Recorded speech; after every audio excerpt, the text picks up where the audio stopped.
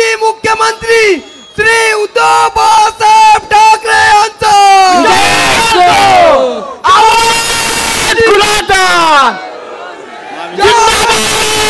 जिंदाबाद। उद्धव साहब तुम आगे बढ़ो, हम तुम्हारे साथ हैं। गली गली में शोर है, सरकार चोर है, गली गली में शोर है, दीपक के सरकार चोर है। उद्धव साहब तुम आगे बढ़ो, तुम्हारे साथ है। 50 कोके, एकदम मौके, 50 कोके, एकदम मौके, 50 कोके।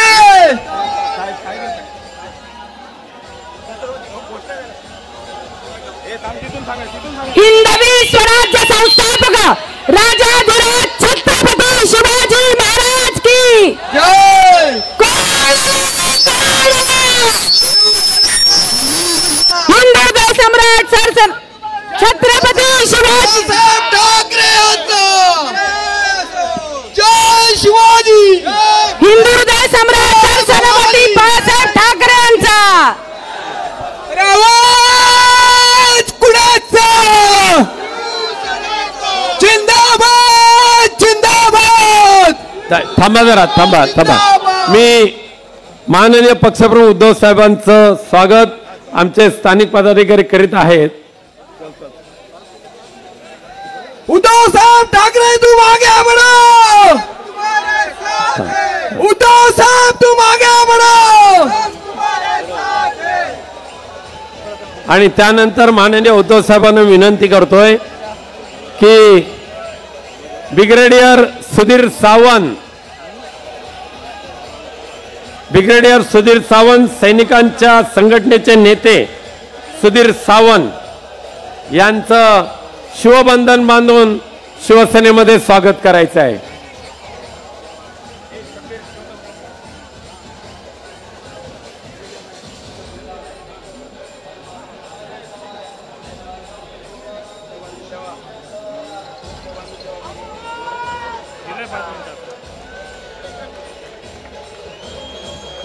अरे आवाज कुणाचा? हिंदू हृदय सम्राट सरसेनापती बाळासाहेब ठाकरे यांचा महाविकास आघाडीचा जय शिवाजी, जय जय जय जय जय भवानी, जय जय जय जय जय शिवाजी, जय जय जय जय जय शिवाजी, जय जय जय जय जय। यानंतर मी ब्रिगेडियर सुधीर सावंत यांना 1-2 मिनिटं बोलण्याची विनंती। चालेल माझं नाही, मगाशी मी माझ्या भाषणामध्ये जे सांगत होतो की 5 जीवनावश्यक वस्तूंचे भाव पुढची अनेक वर्ष स्थिर ठेवण्याचा शब्द हिंदू हृदय सम्राट बाळासाहेब ठाकरे यांनी जसा दिला होता आणि पूर्ण केला होता, तसंच यावेळेला सुद्धा महाविकास आघाडीच्या माध्यमातून महागाईवर नियंत्रण आणून तुमच्या घराच्या भगिनींना एक आनंद द्यावा यासाठी 5 जीवनावश्यक वस्तूंचे भाव स्थिर ठेवण्याचा शब्द महाविकास आघाडीच्या माध्यमातून दिलाय। म्हणून शेवटी एकच विनंती करतो की या वेळेला पुनश्च एकदा ह्या मतदारसंघातून मशाल म्हणजे मशालच पेटली पाहिजे अशी विनंती करून मी माननीय ब्रिगेडियर सुधीर सावंत यांना विनंती करतो। तेजस्वी ठाकरे सुद्धा आलेले आहेत, त्यांचं मी स्वागत करतो। ब्रिगेडियर सुधीर सावंत।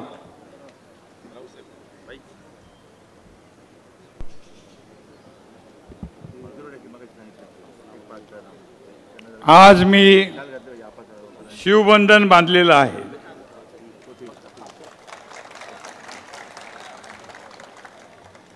आणि सन्माननीय आपले नेते उद्धव बाळासाहेब ठाकरे यांच्याबरोबर काम करणार आहे। आणि असं कुठलंही काम माझ्या हातून होणार नाही जे पक्षाला लाजिरवाणं असेल। उलट असंच काम करू जेणेकरून पक्ष फार मोठा होत जाईल। आता उद्धव बाळासाहेब ठाकरे यांनी जे केलं आहे ते महाराष्ट्रात कुणीच करू शकलं नाही।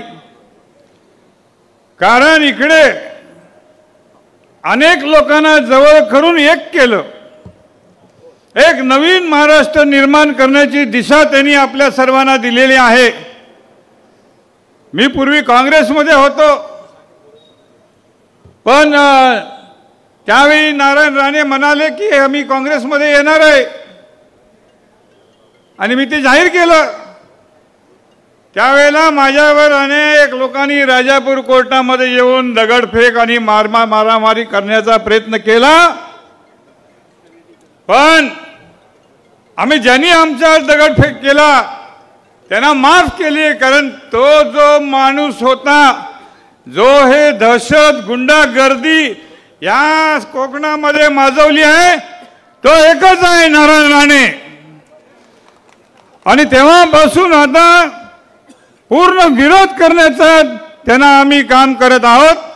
आणि म्हणून जे जे या दहशतवादाला विरोध करतात, जे जे कोकणाला समृद्ध करतात, जे जे कोकणातल्या लोकांसाठी चांगलं काम करतात, त्यांच्यावर जाण्याचा माझा निर्धार हा पक्का आहे।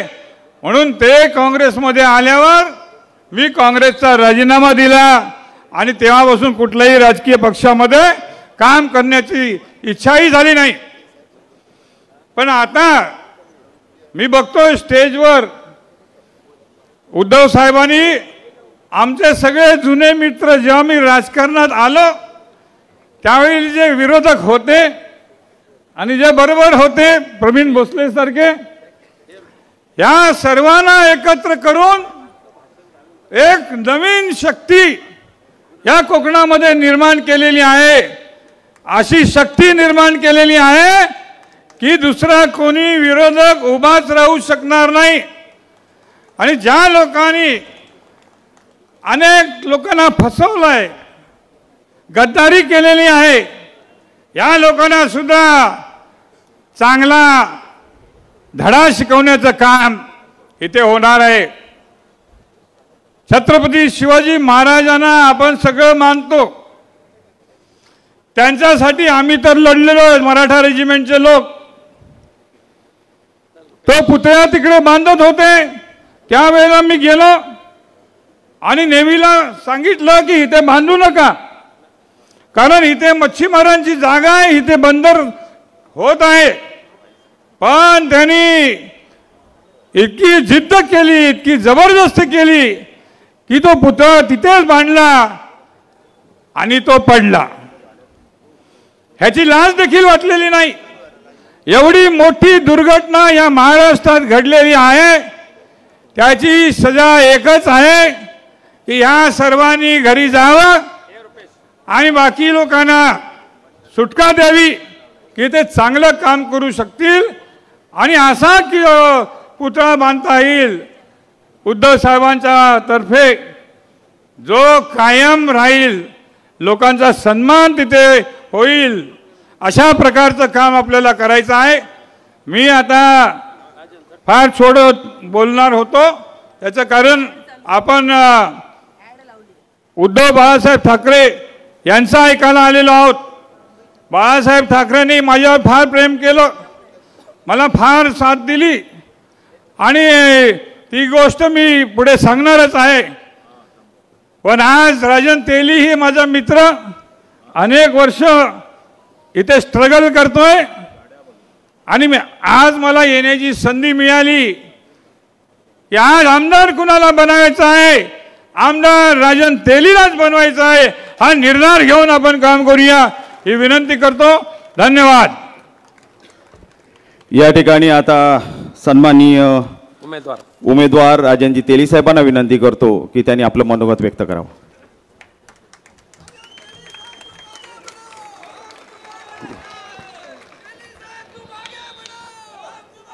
आदरणीय पक्षप्रमुख उद्धव ठाकरे साहेब,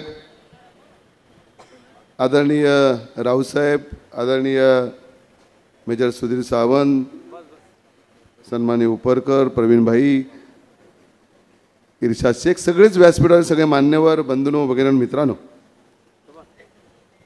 आज साहेब तुमच्या आगमनाने सगळीकडेच एक उल्हासाचं वातावरण या ठिकाणी आहे। आज साहेब तुळशीची लग्न आहेत, कोकणात हा उत्सव सगळ्या ठिकाणी सगळ्यांच्या घरात आहेत, पण आपल्याला पुढच्या काळात वेळ नव्हता आणि म्हणून आपल्या प्रेमापोटी, शिवसेनेच्या प्रेमापोटी सगळी मंडळी या ठिकाणी आलेत. मी मनापासून तुमचं सगळ्यांचं स्वागत करतो. आज खऱ्या अर्थाने साहेब 3-4 गोष्टी इथं प्रामुख्याने व्हायच्या आहेत. मी काय केसरकरांवर पुन्हा टीका करणार नाहीत. आपलं 15 दिवस सगळं काम झालेलं आहे. इथल्या वक्त्यांनी बऱ्याच गोष्टी या ठिकाणी सांगितलेल्या आहेत. केसरकर कसे निष्क्रिय आहेत हे सांगितलेलं आहे. सर, आपल्याला लोकांसाठी 3-4 गोष्टी प्रामुख्याने कराव्या लागतील. त्यातली पहिली गोष्ट आरोग्याची.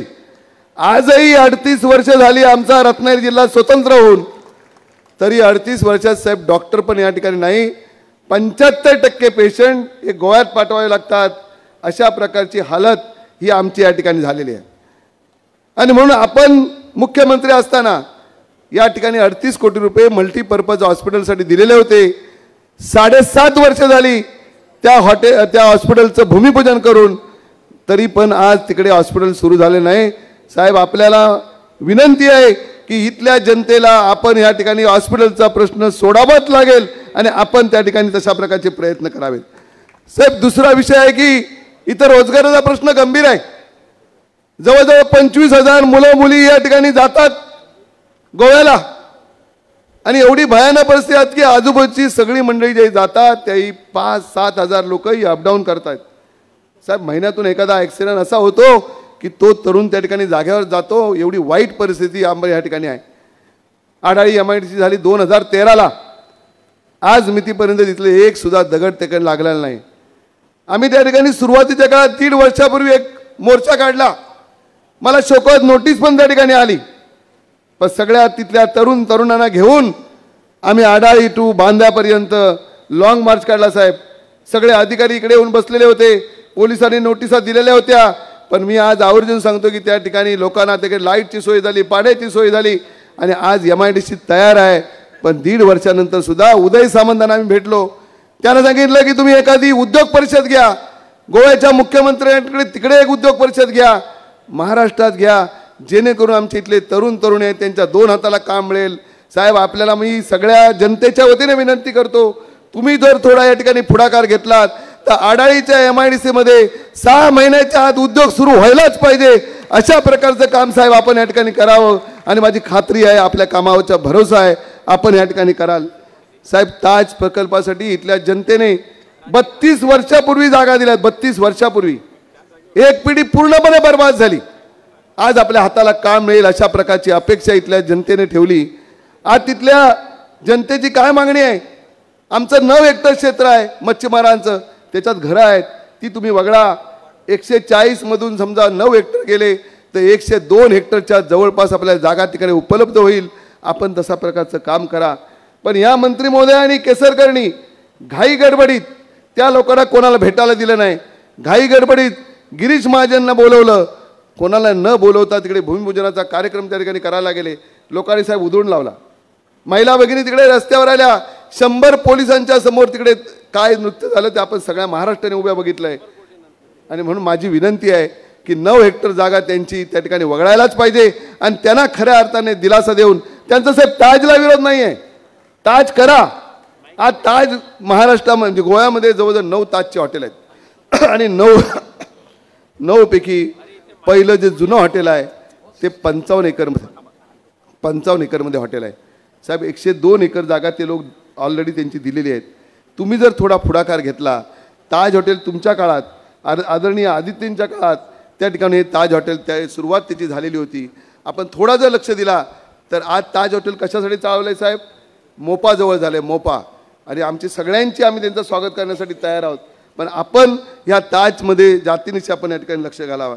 साहेब, इथल्या अतिशय चांगल्या गोष्टी या ठिकाणी आपल्याला या ठिकाणी करता येण्यासारख्या आहेत. आणि म्हणून मी इथल्या जनतेच्या वतीने मी विनंती करेन की आपण ह्या सगळ्या संदर्भात जरूर विचार करावा.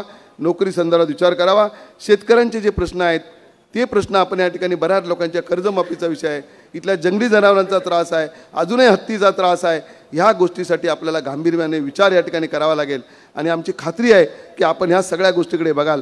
आणि जाता जाता एका गोष्टीचा उल्लेख करतो की आज जी थोडी दादागिरी चालली, माझ्या मुलावर साहेब 2दा अटॅक झाला मुंबईमध्ये आणि म्हणून हा अटॅक झाल्यानंतर काही काळ मला 2005 नंतर ज्या काही भूमिका घ्याव्या लागल्या त्या वेगळ्या, त्या मुलासाठी एक बाप म्हणून भूमिका घ्याव्या लागल्या. माझी आपल्याला विनंती आहे, कदाचित मला या ठिकाणी पुढचा धोका पण निर्माण होऊ शकतो, पण आपण जर चांगल्या प्रकारचं, मी तुम्हाला सांगेन या सगळ्या गोष्टीवर मी मात करायला 100% तयार आहे. माझ्या या सगळ्या तर माझ्या घरातल्या लोकांना फक्त आपण सांभाळा. मी जे कोण दादारी करतील त्या सगळ्यांना धडा शिकवण्याची मी या ठिकाणी प्रतिज्ञा करतो. आपण फक्त माझ्या पाठीमागे राहा एवढीच विनंती करतो. या ठिकाणी थांबतोय. जय हिंद, जय महाराष्ट्र.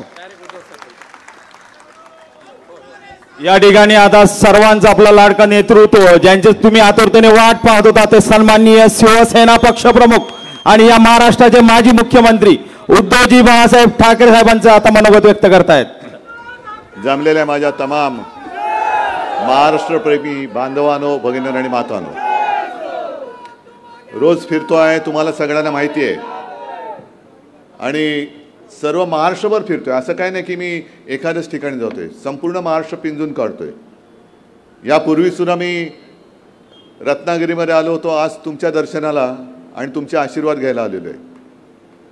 आणि मला खात्री आहे की गेल्या वेळेला काय गडबड झाली काय कळलं नाही, पण आपलं नातं शिवसेना आणि कोकण यांचा तोडण्याचा प्रयत्न झाला, संभ्रम निर्माण करण्यात आला.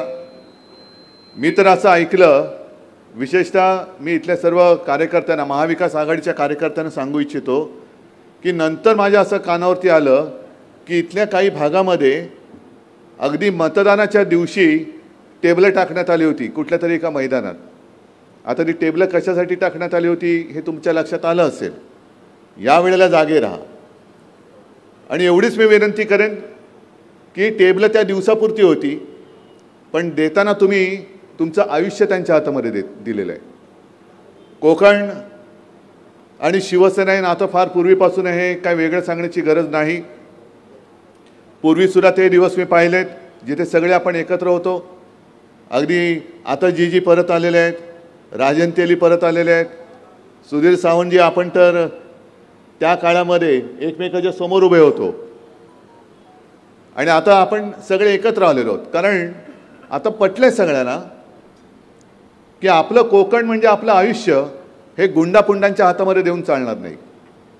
तुमची मुलं बाळं या कोकणामध्ये ताठ अभिमानाने जगली पाहिजेत, कोणाचे नोकर म्हणून जगता कामा नये.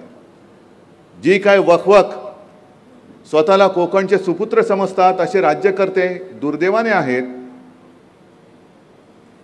त्यांची वखवकच थांबत नाही आहे. आणि इथले उमेदवार तुम्हाला कोण, म्हणजे आपले तर माहितीच आहेत, त्यांना उद्या तुम्ही आमदार करणारच आहात, राजनला आमदार तुम्ही करणारच आहात, त्याच्याबद्दल काही शंका नाहीच आहे. पण आत्ताचे जे आमदार ज्यांना आपणच मोठं केलं, म्हणजे ज्याला मराठीमध्ये म्हणतात ना खाली मुंडी पाताळ ढुंडी, हे असं सतत खालीच बघून बोलतात. अगदी म्हणजे आता काय मी नक्कल वगैरे करणार नाही, पण तुम्हाला सगळ्यांना माहिती आहे आधी काय आवडला होता 2014 साली. मला वाटलं अरे वा चांगला माणूस दिसतोय, सभ्य माणूस आहे, सज्जन आहे. शिर्डीला जातात, पण शिर्डीला गेल्यानंतर साईबाबांचा जो मंत्र आहे श्रद्धा आणि सबुरी, ना श्रद्धा पण नाही आणि सबुरी पण नाही. म्हणजे नुसतं जातात आणि साईबाबांपुढे उभे राहतात, मनी नाही भाव, आणि म्हणतात देवा मला पाव. कसा काय पावणार? मला संताप कुठे आला ज्याचा उल्लेख सुधीरजी तुम्ही केलात की घाई गडबडीमध्ये छत्रपती शिवाजी महाराजांचा जो पुतळा उभा करण्यात आला होता, पैसे खाऊन भ्रष्टाचार करून. छत्रपती शिवाजी महाराज म्हणजे काय ईव्हीएमचं मशीन नाही आहे, पण असा आवडला. आणि मी म्हणेन थोडंसं माझे कोकणवासी जे आहेत ते भोळे आहेत, थोडेसे कदाचित तुम्ही भुलला असाल की अरे मोदी स्वतः आले आणि त्यांनी महाराजांचा पुतळा उभा केला, आणखीन काय पाहिजे, हे महाराजांचे भक्त आहेत.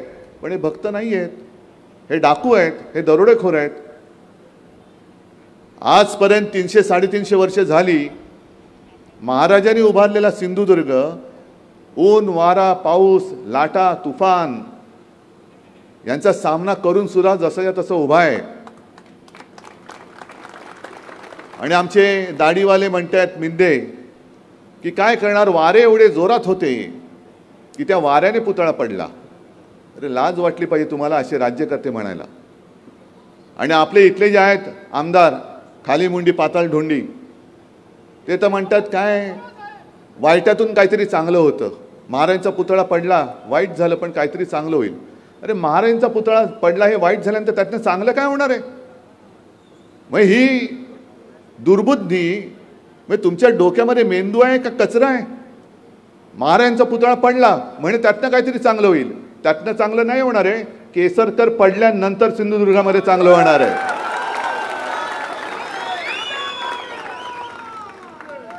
पुतळा पडल्यानंतर वाईटातून चांगलं होईल म्हणताय? लाज लज्जा शरम. तुम्ही काय, तुमचा जो कोण मित्र आहे तिथला कोण खाणीवाला आणि हॉटेलवाला, काय त्याचं नाव? टिमलो. त्याच्या चरणी काय वाहून टाकली? आणि माझ्याकडे माहिती अशी आहे की आज राजन तुम्हाला बोलायचं बरंच होतं पण थोडी वेळेची मर्यादा आहे. इथले ज्या काही गोष्टी मी आणू इच्छित होतो त्या अजूनही झाल्या का नाहीत ह्या प्रश्नाचं उत्तर द्या ना. मग सांगा 2.5 वर्षात आम्ही काय केलं आणि तुम्ही काय केलं. मल्टी स्पेशालिटी हॉस्पिटल मी परवानगी दिली, जागेबद्दल सुद्धा इकडे करायचं का तिकडे करायचं एवढाच मुद्दा बाकी होता. पैशाची पण मंजुरी मी देत होतो, दिली होती जवळपास.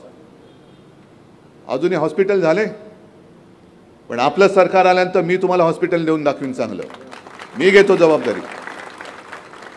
पण मधल्या काळामध्ये जे मी म्हटलं तुम्हाला माझ्याकडे माहिती आहे, हेच महाशय आणि त्यांचे मित्र टिमलो असं ऐकलं, तुम्ही कन्फर्म करा, आपल्या सिंधुदुर्ग आणि कोल्हापूर सीमेवरती फिरत होते जागा शोधायला. जागा शोधतायत कशासाठी? तुमच्यासाठी, शाळेसाठी, कॉलेजसाठी, हॉस्पिटलसाठी, एखादा चांगला विनाश न करणारा प्रकल्प आणण्यासाठी नाही. हे जागा शोधत होते ते अदानीच्या गोल्फ कोर्ससाठी शोधत होते, ही माझी माहिती आहे. अदानीसाठी, अदानीचे दलाल बनून तुम्ही माझ्या कोकणामध्ये येता, अदानीचे दलाल बनून तुम्ही माझ्या कोकणवासीयांना फसवताय आणि यांच्या हक्काच्या जागा खेचून मग त्या खाणी असतील आणखीन काय असेल सगळं काही ओरबाडून घ्यायचं आणि अदानीच्या चरणी वाहून टाकायचं.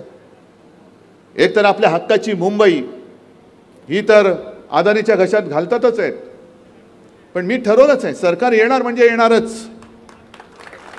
आणि सरकार आणल्यानंतर मी अदानीच्या घशात घातलेली मुंबई काढून घेणार परत आणि माझ्या गिरणी कामगारांना तिथे परवडणाऱ्या किमतीमध्ये मी घर देईन. गिरणी कामगार पसरलाय नुसता, कोणी त्याला वाली नाही आहे. आणि या अदानीचे दलाल, सब कुछ अदानी सबका मालिक. अरे साईबाबा काय सांगत होते, सबका मालिक एक है आणि तुम्ही म्हणता सबका मालिक अदानी आहे. सबका मालिक अदानी आहे. हे माझ्या कोकणाचं अदानीकरण मी होऊ देणार नाही, अजिबात होऊ देणार नाही. विषय सगळीकडे जातोय सारखेच आहेत. प्रत्येक विभागाची वेगवेगळी शेती आहे, कुठे भात पीक आहे, कुठे डाळ आहे, कुठे सोयाबीन आहे, कुठे कापूस आहे. सगळे शेतकरी हे आज त्रस्त झालेले आहेत आणि आता यांना पाना फुटलाय निवडणुकीच्या तोंडावर. आम्ही शेतकऱ्यांना कर्जमुक्त करू, आम्ही करून दाखवलं आणि सरकार पाडलं नसतं तर मी परत करून दाखवलं असतं आणि सरकार आल्यानंतर मी परत करून दाखवणार आहे. हमी भाव सुद्धा प्रत्येक पिकाला, मग तो काजू असेल किंवा काही असेल, त्याला आपलं सरकार आल्यानंतर आम्ही दिल्याशिवाय राहणार नाही, हे सुद्धा वचन मी तुम्हाला द्यायला लावलेलं आहे. पण आत्ता यांनी ज्या काही योजना आणलेल्या आहेत, माता भगिनींना आत्ता कळलं आहे ना, लोकसभेत फटके पडले. खरे इथला फटका तुम्ही द्यायला पाहिजे होता, नको तो माणूस डोक्यावर का घेतला हेच मला कळलं नाही. का घेतला? अरे ते दिवस आठवा ना, कशी गुंडगर्दी होती. म्हणजे तो जो काय काळ होता 2004-2005, मी त्या मतदारसंघात बसलो होतो आणि गाव, वाड्या, वस्ते, पाडे सगळे जे काय होतो मी फिरत होतो. कुठे 20 घरांचं गाव, कुठे 25, कुठे 10, कुठे 15. संपूर्ण एक अशी भयान शांतता होती, भीतीचं वातावरण होतं, दहशत होती.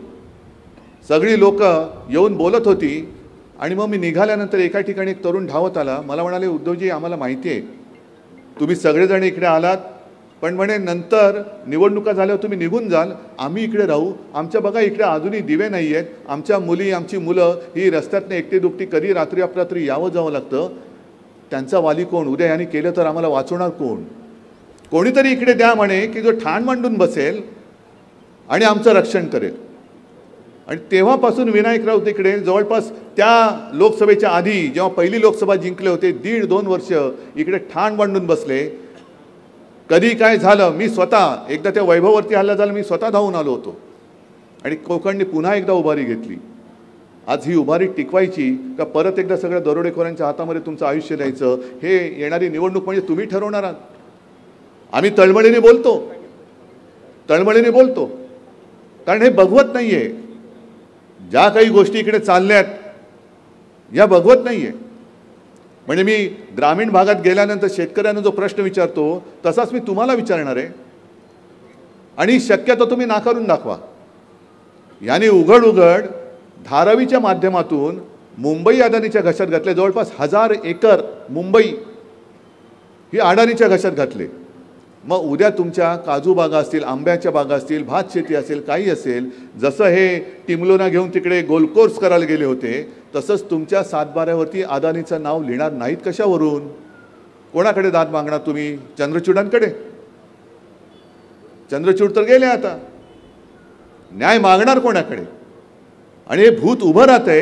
हे भूत आत्ताच नाही जर का गाडलं तर मला नाही वाटत परत कोणी आपल्याला वाचवायला एवढ्यामध्ये उभं राहू शकेल. कारण तुम्ही आणि आम्ही आपण मिळूनच एकमेकाला धीर देऊन आपलं कोकण वाचवायला पाहिजे.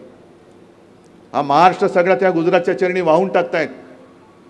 उद्या महाराष्ट्राचा कारभार सुद्धा आज तर चाललाच आहे, उद्या मंत्रालय पण गुजरातला नेतील. या सगळ्या ज्या काही गोष्टी आहेत त्या आत्ताच आपल्याला थांबवायला पाहिजे. बाकी वचननामा तर मी खिशात घेऊन फिरतोच आहे, सगळ्यांना दाखवतोच आहे, तुम्हाला पण देतोय. आणि तुम्हाला वाटायला एवढा वचननामा बस आणि एवढ्यावरती आम्ही तुम्हाला मत द्यायचं. पण त्याच्या मागे मी तो एक क्यू आर कोड दिलेला आहे. मोबाईलमध्ये स्कॅन केला तर तुम्हाला सविस्तर वचननामा येईल.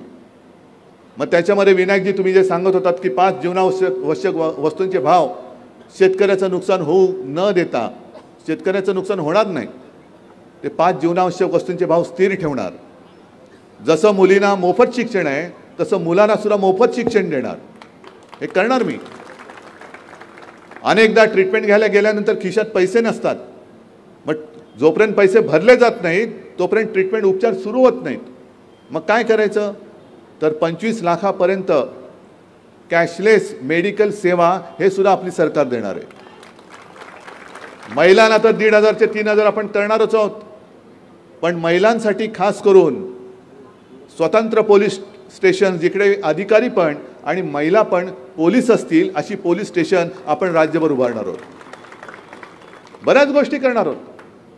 पण हे करणं केवळ आणि केवळ करून घेणं हे तुमच्या हातामध्ये. आज यांनी ज्या काही घोषणा केल्यात महिलांना 1500 रुपये, अहो मोदीजी तुम्ही 15 लाख देणार होता ना, आणि 1500 का देत आहे? आता यांच्या सगळ्या योजना यांची सगळी तोंड उघडायला लागली. आजपर्यंत भाव फक्त गद्दारांनाच होता, तुम्हाला आम्हाला नव्हता. पण आता एकदा निवडणुकीत लोकसभेत फटका दिल्यानंतर त्याच्यानंतर लाडकी बहीण यांना आठवली, त्याच्यानंतर शेतकऱ्यांचं कर्ज माफ करायला पाहिजे ते त्यांना आठवलं, त्याच्यानंतर आणखीन जो काही यांचा जुमलानामा आहे तो त्यांना आठवायला लागलेला आहे. पण मी जेव्हा मुख्यमंत्री होतो तेव्हा मी निवडणुकीची वाट नव्हती बघितली. निवडणूक झाल्याबरोबर पहिला माझा जो निर्णय होता तो रायगडाला निधी देणं आणि शेतकऱ्याला कर्जमुक्त करणं हा माझा एक पहिला निर्णय होता. आणि म्हणूनच ही गुंडगिरी पुंडगिरी, मी आता अजून 2 सभा आहेत तिकडे आणखीन बोलणारच आहे. मध्ये कोणीतरी मला आव्हान दिलं, हेलिकॉप्टरने येऊ नका, रस्त्याने या. हो, रस्त्यानेच येतो, रस्त्यानेच जातो. पण पुतळा पडल्यानंतर ही शिवद्रोही माणसं, आपली माणसं तिकडे गेली होती, आदित्य पण गेला होता, विनायक होते, सगळी तुम्ही कोकणवासी तिकडे गेलात. त्याच्यामध्ये हे शिवद्रोही माणसं ठाणाणा करत बसले. ही शिवद्रोही आहेत, महाराष्ट्रद्रोही आहेत. म्हणूनच मी माझ्या भाषणाची जी सुरुवात करतो, माझ्या महाराष्ट्रप्रेमी बांधवांनो, भगिनींनो आणि मातांनो, ही जी लोक आहेत ही आपली द्रोही आहेत. म्हणजे आमच्यावरती तुम्ही आरोप जरूर करा, ते राजकारण आहे. पण तुमची काळी कृत्य जी आहेत ती आजपर्यंत खूप झाली. दुर्दैवाने चुकून गेल्या वेळेला कसं बसं यांचं घोडं गंगेत नाहलं. पण आता ही चूक होऊ देऊ नका. आता मला इथपासून म्हणजे तळ कोकणापासून थेट राजापूर रत्नागिरी तिथपर्यंत जोपर्यंत सगळं कोकण आहे तसं कोकण इथून मुंबईपर्यंत कोकणच आहे. सगळीकडे आपला भगवा डौलाने फडकला पाहिजे. आणि मी धन्यवाद देतोय काँग्रेसला पण आणि राष्ट्रवादीला पण की तुम्ही सगळेजण आघाडीचा धर्म पाळता आहात. काही जण बंडखोरी करतायत महाराष्ट्रद्रोह्यांना मदत करायला. त्यांना मी सांगतोय कशाला तुम्ही हे पाप तुमच्या पदरात घेताय.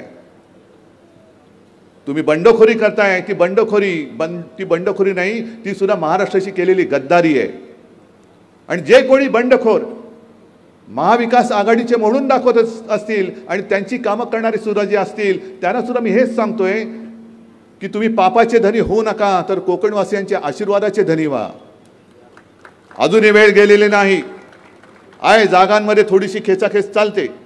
काही जागा आम्हालाही पाहिजे होत्या, काही जागा काँग्रेसलाही पाहिजे होत्या, काही जागा राष्ट्रवादी म्हणजे शरद पवारांनाही पाहिजे होत्या.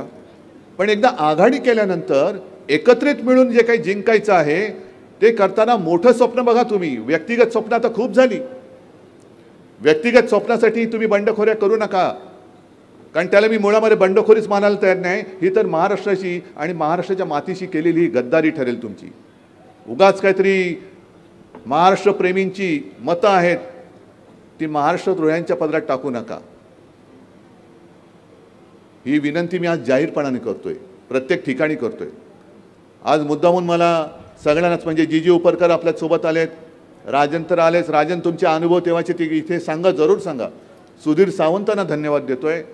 अगदी आपल्या शैलेश परबला पण मी धन्यवाद देतोय, कारण शैलेश तुम्ही इकडे पण आणि मुंबईत पण या. इकडे या सगळे, जे कोणी कोणी आहेत ते सगळे या, सगळे या. रुपेश वगैरे सगळे या, सगळे या. बघा हे सगळे, यातल्या आता राजन काय आणि जी काय, शैलेशचा आपलाच आहे.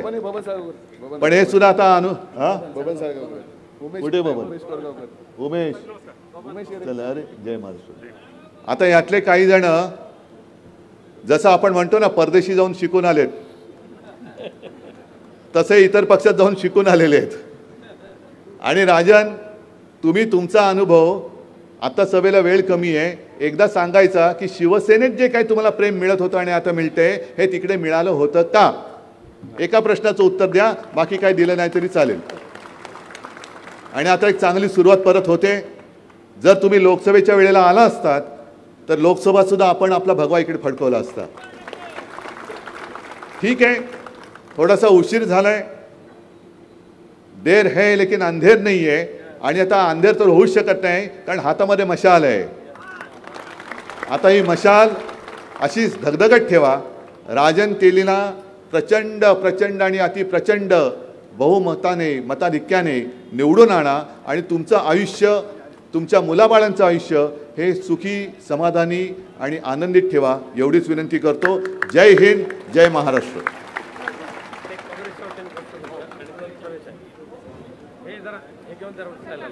या ठिकाणी काँग्रेसची जिल्हाध्यक्ष, तालुकाध्यक्ष आपलं उद्धव साहेबांचं स्वागत करतायत. तसंच या ठिकाणी शिवसेनेमध्ये काही वेंगुर्ल्यातले पदाधिकारी प्रवेश करतायत. तसेच निशू तोरसकर यांच्या उपस्थितीमध्ये सुद्धा यांच्या नेतृत्वाखाली इथे या ठिकाणी शिवसेनेमध्ये काही कार्यकर्ते प्रवेश करतायत. त्या सर्व कार्यकर्त्यांचं शिवसेना परिवारामध्ये स्वागत करतोय.